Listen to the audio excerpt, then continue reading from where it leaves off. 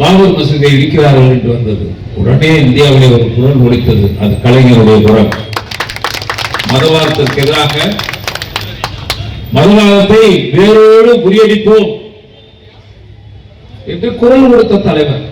தமிழர்களின் மானத்தையும் பண்பாட்டையும் கலாச்சாரத்தையும் பாதுகாக்க நாம் ஓரணியில் தமிழ்நாட்டை உருவாக்குவோம் என ஓரணியில் தமிழ்நாடு பொதுக்கூட்டத்தில் ஊரக வளர்ச்சித்துறை அமைச்சர் ஐ. பெரியசாமி தெரிவித்துள்ளார்.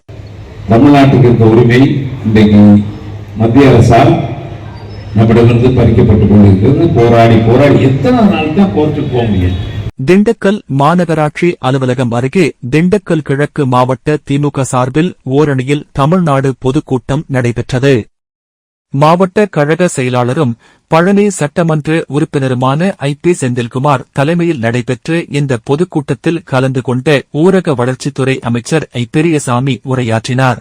அப்போது பேசிய அவர், தமிழர்களுடைய மானத்தையும் பண்பாட்டையும் கலாச்சாரத்தையும் பாதுகாப்பதற்கு நாம் ஒருங்கிணைந்து ஓரணியில் தமிழ்நாட்டை உருவாக்குவோம் என்று கூறினார்.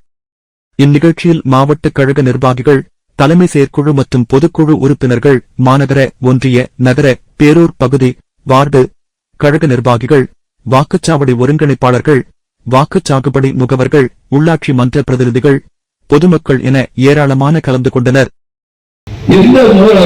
அவர் முகத்தை வைத்து மக்களுக்கு என்ன பணியாற்றினார்கள், அவர் களத்தில் எப்படி வர வேண்டும், மக்களுக்காக என்ன சேவை செய்தார்கள், எதிர்கட்சியாக இருக்க பொழுது திராவிட முன்னேற்ற கழகத்தின் தலைவர் தளபதியார் எப்படி பணியாற்றினார்கள் என்பதை நீங்கள் நன்றாக அறிவீர்கள்.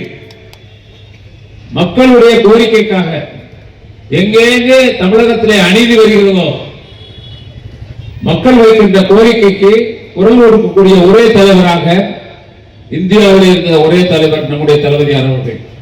எதிர்கட்சி என்ற இலக்கணத்தை தன் கரத்திலே பிடித்து மக்களுக்கு பணியாற்றிய திராவிட முன்னேற்ற கழகம்.